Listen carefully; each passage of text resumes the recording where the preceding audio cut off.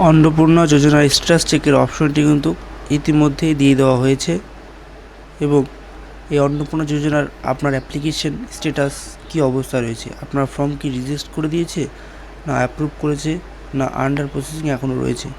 তো সমস্ত তো বিস্তারিত এই ভিডিওর মাধ্যমে আপনাদেরকে শেয়ার করব।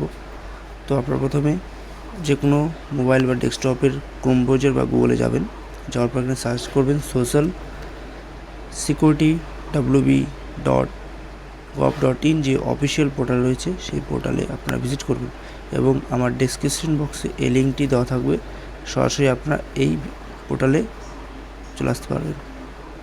প্রথম যে লিঙ্কটি আসবে এই লিঙ্কে আপনারা ক্লিক করবেন।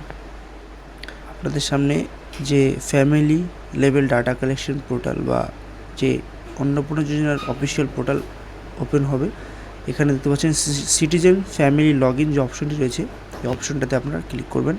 ক্লিক করে আপনারা যখন অ্যাপ্লিকেশন করেছিলেন আপনার যে ডিস্ট্রিক্ট রয়েছে সেটা সিলেক্ট করবেন। সিলেক্ট করার পরে আপনারা যে অ্যাপ্লিকেশন করেছিলেন, অ্যাপ্লিকেশন করার সময় যে নাম্বারটি দিয়েছিলেন বা যেই নাম্বারটা দিয়ে লগ ইন করেছিলেন সেই নাম্বারটি এখানে বসাবেন।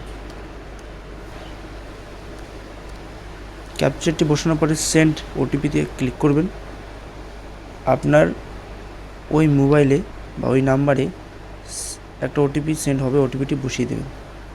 ওটিপিটি বসানোর পরে ভেরিফাই অ্যান্ড কন্টিনিউ অপশানে ক্লিক করবেন। ক্লিক করলে কিন্তু দেখতে পাবেন যে আপনার যে অ্যাপ্লিকেশন করেছিলেন হেড অফ ফ্যামিলির নাম চলে আসবে, কবে আপনারা অ্যাপ্লিকেশনটি সাবমিশন করেছিলেন ডেট টাইম দুটো চলে আসবে এবং যে বেনিফিশিয়ারি স্ট্যাটাস রয়েছে বা আপনার যে ওয়াইফ বা আপনার মা যেই রয়েছে যিনি অন্নপূর্ণা যোজনার অন্তর্ভুক্ত তাকে দেখতে পাচ্ছেন যে অ্যাপ্লিকেশন আন্ডার প্রসেস রয়েছে এবং এটির কিন্তু কাজ চলছে।